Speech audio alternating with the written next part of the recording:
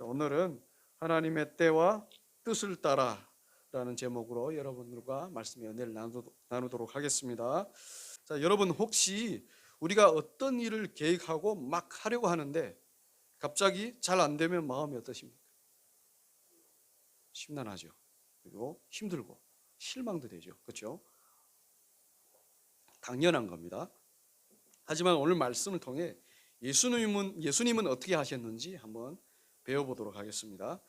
오늘 말씀의 1절을 보시면 예수님께서도 원래 목적하시던 유대 땅을 떠나 다시 갈릴리로 가시는 것으로 시작합니다. 그런데요, 유대로 가시기로 목적하셨는데 왜 예수님은 갈릴리로 되돌아가실까요? 말씀을 보시면 여러분들이 찾을 수 있습니다. 시험 같은 겁니다. 그 이유는 말씀에 있는 것처럼 바리새인들이 예수님께 세례받는 사람이 요한보다 많다는 이야기를 들었다고 해서 다시 갈릴리로 되돌아가시는 겁니다. 이는 마치 바리새인들이 싫어서 그냥 떠나시는 것 같기도 한 것 같죠. 그렇죠? 근데 하지만 그렇지 않아요. 예수님께서 갈릴리로 되돌아가신 이유는 세 가지로 보시면 되는데, 첫째 이유는 바로 바리새인들이 예수님을 싫어해서입니다. 솔직히 여기 말씀에서는 안 나오는데요, 바리새인들은 예수님을 정말 싫어했어요.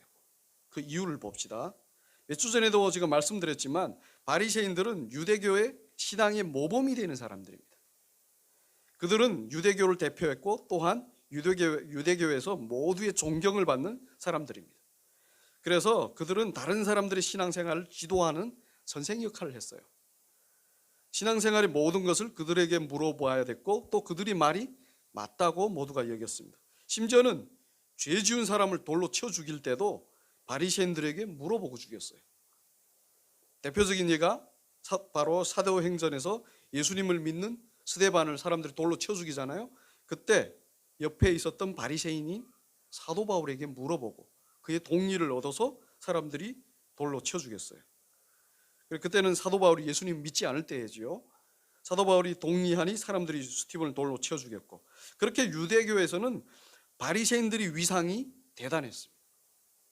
그런데 이런 바리새인들이 듣기로 예수님이 사람들로부터 인기가 대단한 거예요. 그분의 가르침은 그 누구의 가르침보다 훌륭했고 그분의 행하시는 표적들은 인간이 상상하지 못하는 권능으로 행하시는 것입니다. 그래서 모든 사람들이 예수님에게로 갔어요. 이에 바리새인들이 시기하고 질투하는 겁니다. 싫어했던 이유는 시기하고 질투해서요. 자기들이 모든 사람들의 신앙을 지도하고 또 모든 존경을 받아야 하는데 그걸 예수님이 빼앗아간 겁니다. 당연히 배 아프죠. 생각해 보십시오. 예를 들어 제가 목회를 잘해서 이 동네에서 유명한 목사가 됐어요. 그래서 우리 교회도 좋은 교회라고 많은 사람들이 왔습니다. 그런데 어느 날 갑자기 옆에 빌딩에 교회가 하나 섰어요. 근데 사람들이 듣기로는 그 목사님 설교를 더 잘하고 교회가 더 좋다고 다들 그쪽으로 갑니다. 그럼 제가 어떨까요? 제 마음이. 아유, 뭐 잘 됐네요 이럴까요? 뭐 겉으로 그럴 수는 있습니다. 목사라는 체면 때문에. 근데 속으로는 바삭바삭 타겠죠. 얼마나 시기하고 질투하겠습니까? 그렇죠? 마찬가지로 그동안 유대교를 독점해서 잘 해먹었는데 갑자기 예수님이 나타나서 그 모든 인기와 존경을 빼앗아가는 거예요. 그래서 시기하고 어떻게 하면 예수님을 죽일까 고민을 했어요. 그래서 예수님께서 다시 갈릴리로 되돌아가신 것입니다. 시기와 질투는요, 자신을 멸망시키는 올가미와 같은 겁니다. 시기와 질투에 눈이 멀면요, 뭐가 옳고 그른지를 분간을 못해요. 그래서 인류의 조상인 가인도 시기에서 돌로 자기 동생 아벨을 쳐 죽이잖아요. 왜? 시기해서 그래요. 조상이 그러니 다 그 피를 받아서 시기하고 질투하는 건데 인간들 다 시기하고 질투해요. 우리도 마찬가지. 예수 믿는 우리도. 우리랑 비슷한 사람이 더 인기 있고 더 잘한다고 칭찬을 받고 더 잘 나가면 겉으로는 티를 안 내도 속으로는 시기하고 질투한단 말이에요. 제가 많이 해요. 학교에서, 직장에서, 친구끼리, 가족끼리, 교회에서, 심지어는 목사들끼리.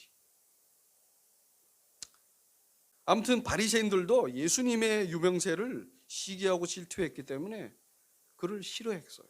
결국은 예수님을 그래서 죽이는 거예요.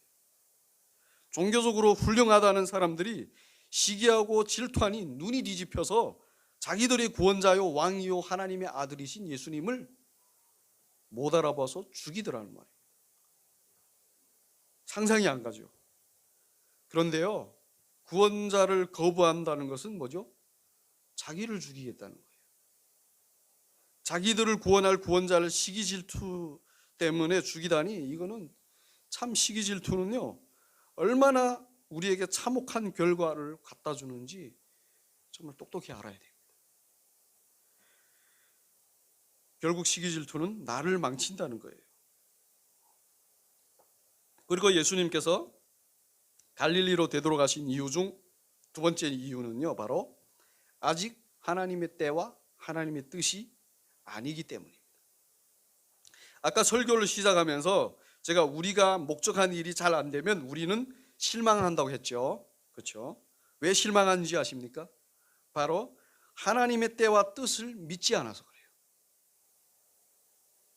모든 것이 때와 뜻을 정하시는 하나님의 주권을 믿지 않아서 실망하는 겁니다. 그런데 우리 예수님은요, 우리와는 달리 하나님의 주권을 절대적으로 믿고 순종하신 분이죠. 그래서 자신의 뜻대로 아무 때나 말하시고 행동하시지 않습니다. 모든 것을 오직 하나님의 뜻대로, 하나님의 때에만, 때에 따라서 말씀하시고 행동하시는 분이죠. 그래서 유대로 가는 것이 아직 하나님의 때와 뜻이 아니라는 것을 아시고 다시 갈릴리로 되돌아가셨던 것입니다.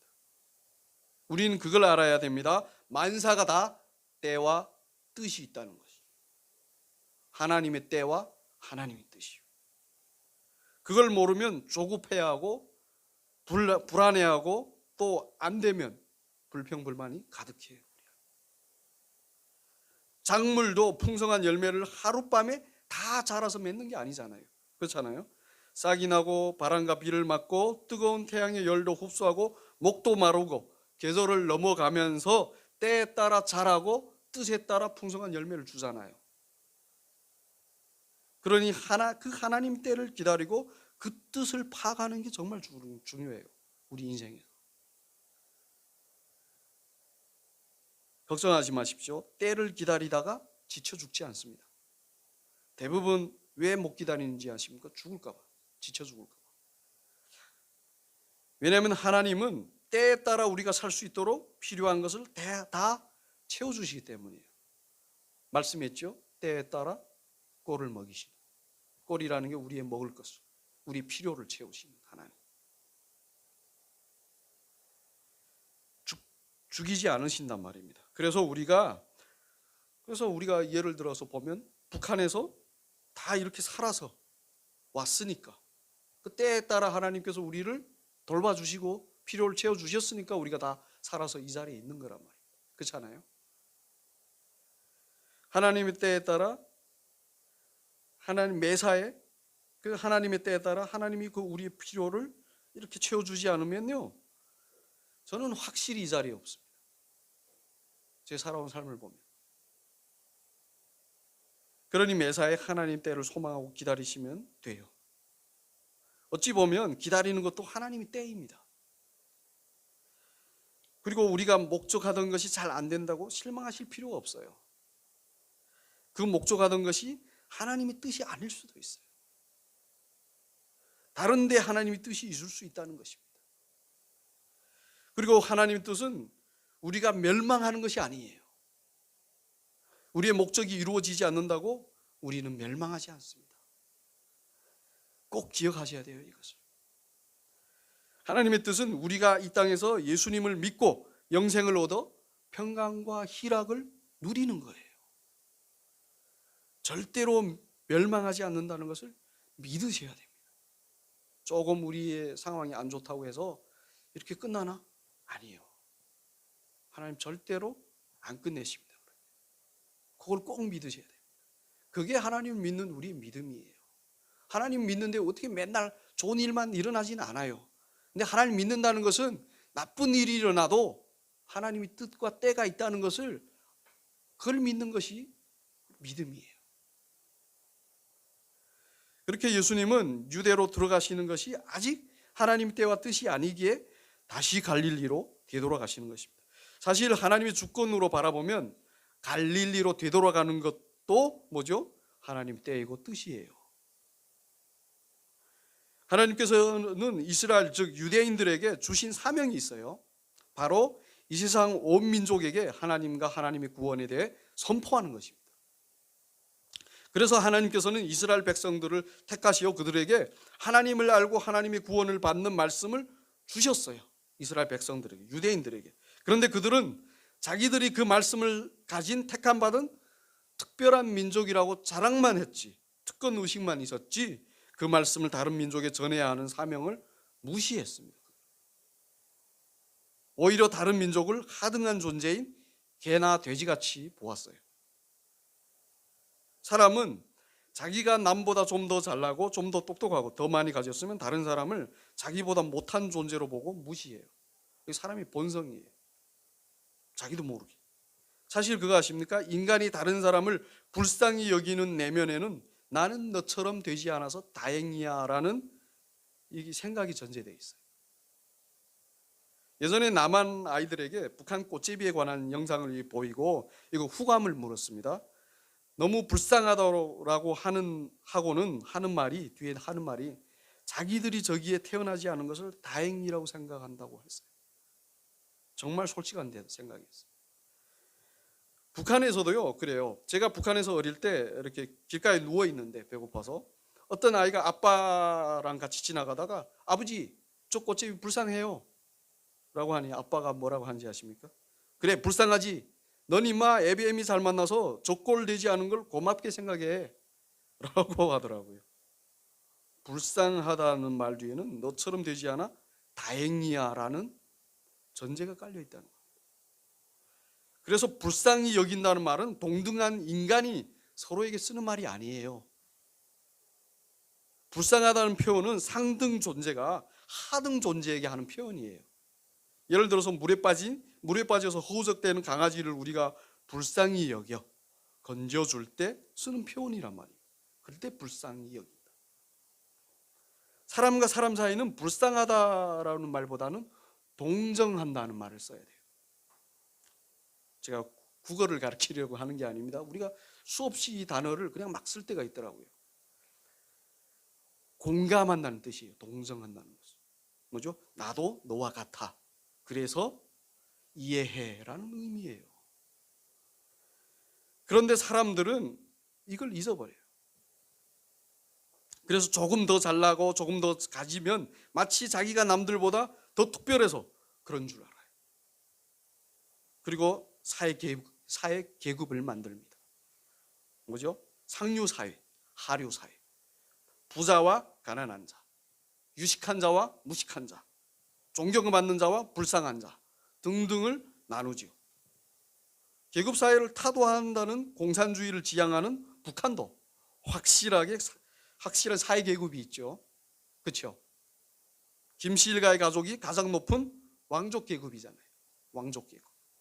그리고 그 나라에 공헌했다는 혁명계급 그 밑에, 노동당 당원계급 그 밑에, 그리고 마지막으로 일반 인민계급이 있죠. 그렇게 나누어서 이렇게 대우를 해주는 겁니다. 그럴 거면 왜 계급사회를 욕하는지 모르겠네요. 그렇죠? 아무튼 하나님께서는 이런 인간의 계급 나누기를 어떻게 보실까요?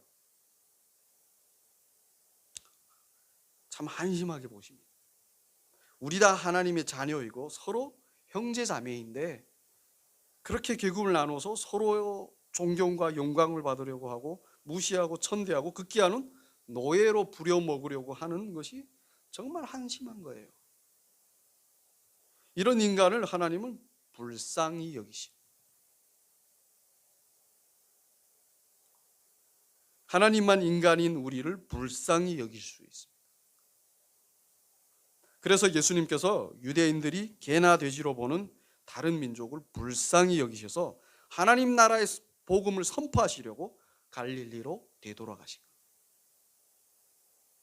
그래서 예수님이 되돌아가시는 것이 전 세계에 복음이 선포되는 하나님의 때이고 뜻인 것입니다. 그래서 우리가 이렇게 믿고 예배하는 거예요. 예수님이 그런 되돌아가심이 없었으면 우린 예수님을 못 믿어요. 말씀에 유대인들이 버렸기 때문에 우리가 이방의 모든 민족이 그 복음을 믿게 되었다. 이렇게 된 말씀이 있습니다. 은혜죠, 은혜. 그런데요, 우리도 유대인들처럼 될 수 있습니다. 교회를 좀 오래 다니다 보면요, 그리고 예수를 좀 믿는다고 해서 믿지 않는다는 사람들을 무시하고 멀리할 수 있어요. 그런데 그러면 안 됩니다. 그들을 가까이 하라고 하나님께서 교회를 이 세상에 두신 거예요. 그것이 우리가 예수 믿고 바로 천국 안 가는 이유입니다. 저는 옛날에 예수 믿으면 천국 가는 줄 알았어요. 바로 순진했죠. 근데 안 가더라고요. 그 이유가 그겁니다. 가까이 하는 목적이 그들이 예수를 믿어 구원받게 하시기 위함이에요. 다른 사람들. 그리고 말씀뿐만 아니라 우리에게 풍성하게 주신 모든 은혜를 나누라고 우리가 현재 여기에 있는 겁니다. 예전에 어떤 고등학생이 왜 하나님은 불공평하게 어떤 사람들은 엄청 많이 가졌고 어떤 사람들은 너무 가난해서 밥도 못 먹습니까? 라는 질문을 했습니다. 여러분은 어떻게 생각하십니까? 우리 다 부자잖아요. 아프리카에 있는 사람들보다 다 부자잖아요. 그렇죠? 하나님이 불공평하셔서 부자와 가난한 자들을 나누셨을까요? 아닙니다. 가난한 자에게 나누라고 부자 되게 하신 거예요. 사실 모든 것이 다 하나님의 것입니다. 그리고 하나님이 주시지 않으면 부자가 될 수 없어요. 하나님이 부자에게 하나님의 것을 맡기신 거예요. 부자들은 다들 자기들이 거라고 자기들이 잘해서 부자가 됐다고 하는데 혼자서 부자가 됩니까? 예를 들어 볼게요. 제가 함경도 국수집을 해서 부자가 됐습니다. 어떻게 해요? 많은 사람들이 사 먹어주니 부자가 된 거잖아요. 제가 혼자서 그냥 부자가 됩니까? 아니잖아요. 그리고 국수를 만드는데 필요한 좋은 재료들을 누군가가 농사를 지어줬으니까 제가 구할 수 있는 거예요. 그렇죠? 그리고 그 부를 계속 누군가가 관리해주고 지켜주고 하니 부자가 된 거예요. 결정적으로 하나님께서 저에게 이루어지게, 그 모든 것이 이루어지게 허락하셨으니 제가 부자가 되는 거예요. 그렇죠? 그런데 그렇게 부자가 된 목적이 뭐라고 말씀드렸죠? 그런 하나님의 뜻을 알아서 가난한 자들에게 나누으라고 그렇게 하신 것인데 그걸 모르면 다 자기 건 줄 압니다. 낭비하면 했지 절대로 나누지 않아요. 그거 아십니까? 잘 사는 나라들이 버리는 음식물 쓰레기의 양이요, 전 세계 가난한 사람들이 배불리 먹고도 남을 양이래요. 가난한 나라들이 버리는 음식물 쓰레기 양. 사실 하나님은 전 세계 사람들이 먹을 식량을 풍족하게 주셨어요. 골고루 다. 그런데 일부가 그걸 독차지하고 또 독차지하려고 하니 가난한 자들이 생기는 겁니다. 다들 자기들 거라는 거죠. 그래서 서로 독차지하려고 전쟁 준비를 하는데 천문학적인 군사비를 올리고 쓰고 그러잖아요. 군사비에 엄청난 돈이 들어가요. 전 세계 군사비를 나누면 제 생각에는 전 세계 부자가 다들 있잖아요. 전 세계 사람들이 다들 부자가 될 것 같아요. 그 군사비가요 엄청 많이 들거든요. 그러니 하나님은 절대로 불공평하지 않으십니다. 인간의 탐욕이 불공평을 만들어냈지 하나님은 공평하시단 말입니다. 그래서 부자가 가난한 자에게 나누는 것이 당연한 거예요. 자기 것이 아닌 하나님의 것을 나누니까요. 예를 들어 제 주머니에 돈 10,000원이 있습니다. 그걸 돈 없는 사람에게 주었어요. 우리는 내 돈을 주었다고 생각을 해요. 내 주머니에서 나왔다. 그런데 아니에요. 사실 하나님 것을 준 거. 하나님의 것이 잠시 내 주머니 안에 있었던 것뿐이에요. 그걸 준 것뿐입니다. 이렇게 우리의 개념이 바뀌지 않으면 늘 내 것을 주는 거예요. 그래서 자기를 특별한 존재로 만듭니다. 그걸 주는 사람들은 다른 사람을 하등한 불쌍한 존재로 보는 거예요. 그리고 자랑합니다. 기부한다고, 후원한다고. 자기 것을 주니 그런 겁니다. 자기 것이 아니라 하나님의 것이라 생각하고 주는 사람은 자랑하지 않아요. 그렇잖아요. 오히려 하나님 것을 하나님 뜻대로 나눠주게 해줘서 감사합니다라고 해요. 우리 예배당을 후원해준 기쁨의 교회 성도님들의 공통점이 있었습니다. 제가 감사하다고 할 때마다 다 자신들이 더 감사하대요. 이렇게 할 수 있게 해주신 하나님께 감사하다. 힘들게 벌어서 그 많은 돈을 이렇게 해주는, 선뜻선뜻 해주는데 하나님께 감사하다. 우리도 하나님의 것을, 즉 예수 그리스도의 복음과 그 은혜를 다른 사람에게 감사하다고 생각하고 나누는 축복이 있으시기를 진심으로 바랍니다. 그거 아십니까? 우리가 나누면 나눌수록 하나님께서 더 많은 은혜를 부어주세요. 예를 들어서 수도관이 있습니다. 수도관의 목적이 뭐죠? 물을 흘러보내는 거잖아요. 물을 잘 흘러보내면 수도관의 역할을 잘하는 겁니다. 그렇죠? 그런데 수도관이 막히면 어떻게 합니까? 잠시 물이 불어나겠죠. 그러다가 어떻게 되죠? 터져버려요. 그렇게 터져버린 수도관을 우리가 어떻게 하죠? 뜯어서 버리죠. 뜯어버립니다. 마찬가지로 하나님께서 우리에게 주시는 은혜를 우리가 잘 흘러보내면 우리는 더 많은 은혜를 받아서 흘러보내도록 쓰임받을 수 있다는 겁니다. 진짜예요. 그런데 우리가 하나님의 은혜를 우리의 것이라고 주장하는 순간부터 그 막혀버린 수도관이 신세가 되는 겁니다. 나중엔 터져서 더 이상 쓰임받지 못하겠죠. 내가 받은 은혜를 다른 사람에게 흘러보내는 것이 삶의 지혜인 것입니다. 이 지혜를 모르면요, 계속 내 거, 그리고 그로 인한 엄청 어려움을 겪어요. 솔직히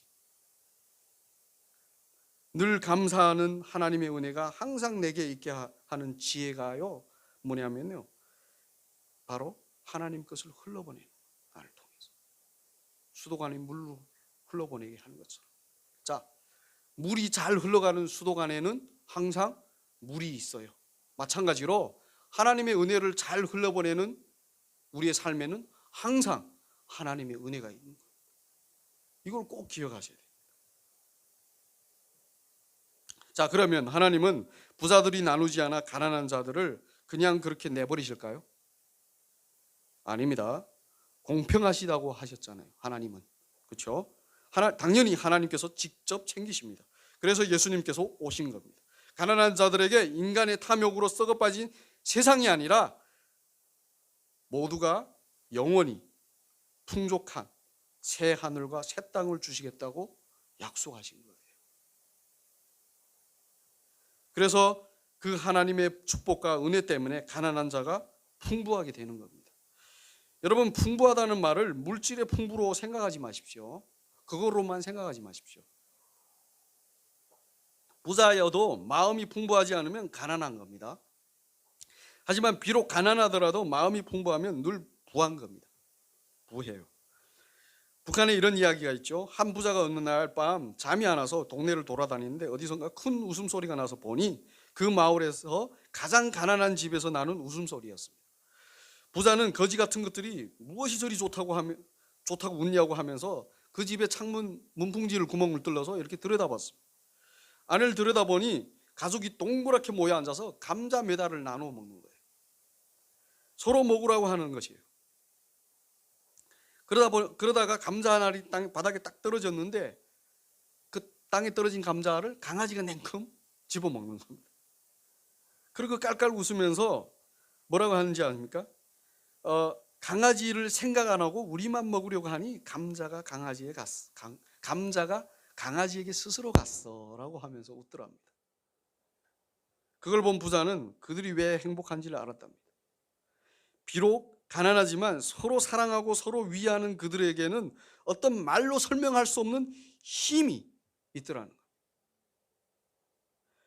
그 하나됨의 따뜻함, 그리고 가난을 단번에 이겨버릴 것 같은 그 힘, 그리고 서로 사랑하면서 서로에 대한 절대적인 신뢰와 소망이 그들을 하나로 행복하게 만드는 거죠. 그걸 보던 부자는 자신이 너무 초라하고 가난하게 느껴졌답니다. 자신은 어떻게 하나 많이 가지려고 했는데 옆에는 자신의 것을 탐내는 사람들만 있고 심지어 자녀들도 자신의 재산을 누가 더 가지겠냐고 눈에 쌍심지를 키우고 싸우더라고요. 그래서 그런 자신이 너무 불행해 보여서 자기가 그렇게 무시하던 그 가난한 집에 일원이 되고 싶었다. 마음의 부요함이 물질의 부요함보다 더 부요하다는 것을 말해주는 겁니다. 그 마음의 부요함을 얻는 곳을 하나님께서는 바로 예수 그리스도를 믿고 하늘의 축복을 소망하고 서로 사랑하는 곳인 어디죠? 교회로 정하셨어요. 바로 우리란 말입니다. 그리고 하나님께서는 부자들로 하여금 예수를 믿고 회개하게 하십니다. 그랬더니 그들이 자신들의 재산을 교회에 헌금하고 교회는 그걸로 가난한 자들을 돌보았습니다. 부자가 된 목적을 예수님을 믿음으로 이루게 하신 거죠. 그렇죠?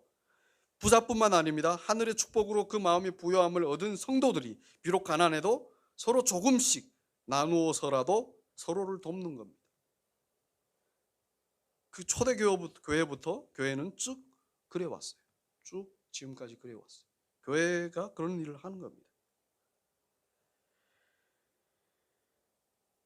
우리 교회 예배당도 부자가 아닌 다른 교회에 있는 많은 성도들이 기도함으로 사랑으로 조금씩 헌금해서 이렇게 세워지고 유지되는 겁니다. 지금도.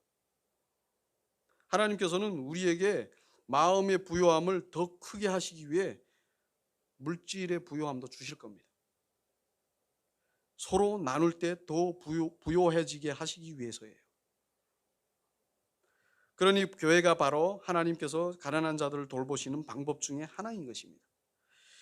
하나님 나라 복음을 전하게 하고 말만 하는 것이 아니라 필요도 파악해 기도하게 하고 도와주도록 교회를 통해서 역사하시는 것입니다. 그런데요, 그냥 막 줘야 한다고 하는 것이 아닙니다. 스스로 가난에서 벗어나도록 도와주는 거예요. 예전에 어떤 분이 아프리카에 있는 어떤 마을에 몇 년에 걸쳐서 이렇게 많은 식량을 갖다 줬어요. 그런데 갈 때마다 그들은 항상 굶주려 있는 거예요. 그리고 보니까요, 그들은 일할 생각을 안 하는 겁니다.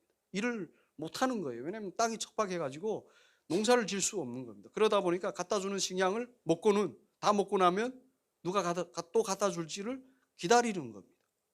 그래서 그 다음부터 이 사람이 이 선교사님이 도와주는 방법을 바꿨어요. 과학기술이 발전되다 보니까 척박한 땅에서도 자랄 수 있는 옥수수 종자를 갖다 줘가지고요, 옥수수 농사를 짓게 했습니다. 그랬더니요, 그 마을이요, 어떻게 변했을까요? 더 이상 갖다 주는 것으로만 먹는 마을이 아니라 자기들 스스로의 식량을 해결하는 마을이 됐다고 합니다. 북한도 그랬잖아요. 처음에 북한 정부에서 주는 배급만 의지해서 살 때는 배급을 딱 끊으니까 어떻게 되죠? 많은 사람들이 굶어 죽었어요. 근데 몇 년 지나가니까 사람들이 장사나 밀수나 토지개간으로 인해서 스스로 먹고 사는 법을 터득한 거예요. 그후부터 굶어 죽는 숫자가 급격하게 줄어든 거죠. 그래서 우리는 도와줄 때 그 사람이 먹고 살 수 있도록, 가난에서 벗어날 수 있도록 그 도와주는 거예요. 그렇죠? 탈북민들 중에서도 많은 분들이 어렵습니다, 사실. 대표적으로 우리가 알고 있잖아요. 탈북민 모자가 굶어 죽은 일 알고 있죠, 몇 년 전에. 얼마나 마음이 아픕니까? 북한에서도 살아왔는데 먹을 것이 이렇게 풍족한 한국에서 굶어 죽는다는 게 말이 됩니까? 왜 어찌 되었든요. 그렇게 죽은 이유는 도와주는 사람이 옆에 없어서요. 하나님이 그런 우리 사람들을 도와주라고 우리 사랑교회를 여기에 세우셨다고 저는 믿습니다. 우리가 예수 그리스도를 통해 얻은 하나님의 사랑과 은혜를 주변에 나눠줄 때 그 사랑과 은혜는 오히려 우리에게 더 풍성해지는 것입니다. 이런 풍성한 하나님의 사랑과 은혜를 우리에게 주시려고 그렇게 예수님은 하나님의 뜻과 때를 따라 갈릴리로 되돌아가신 거죠. 가시다가 사마리아를 통과하시는데 그곳에서 한 여인을 만나시고 그녀에게 하나님의 큰 은혜를 주십니다. 다음 주에 이 이야기를 설교하겠습니다. 그래서 이래도 하나님의 뜻이고 저래도 하나님의 뜻이고 지금이어도 하나님 때이고 나중이어도 하나님의 때인 것입니다. 이걸 꼭 기억하십시오. 이렇게 만사가 다 하나님의 주권 아래 하나님의 뜻과 때에 따라 돌아가고 그 속에서 하나님께서는 우리를 하나님의 사랑과 은혜 가운데로 인도하고 계세요. 우리가 이를 믿으면 우리는 정말 평안합니다. 진짜요. 이것을 믿으면 평안해요. 그렇지 않으면 항상 불안해요. 왜 안 되지? 왜 이렇지? 항상 그래요. 제 자신을 보면 그렇습니다. 근데 하나님의 때와 하나님의 뜻을 믿으면요, 절대로 불안하지 않습니다. 하나님 때가 있겠지. 하나님 뜻이겠지. 평안하게.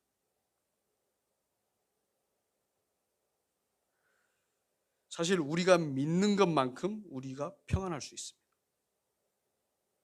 우리의 믿음이 크면 클수록 그 평안과 즐거움은 더 커진다는 것. 그렇게 믿음으로 하나님의 사랑과 평안을 가득히 누리는 우리 사랑교회가 되기를 진심으로 바랍니다. 기도하겠습니다. 하나님 아버지 감사합니다. 오늘 말씀을 주셔서 감사합니다.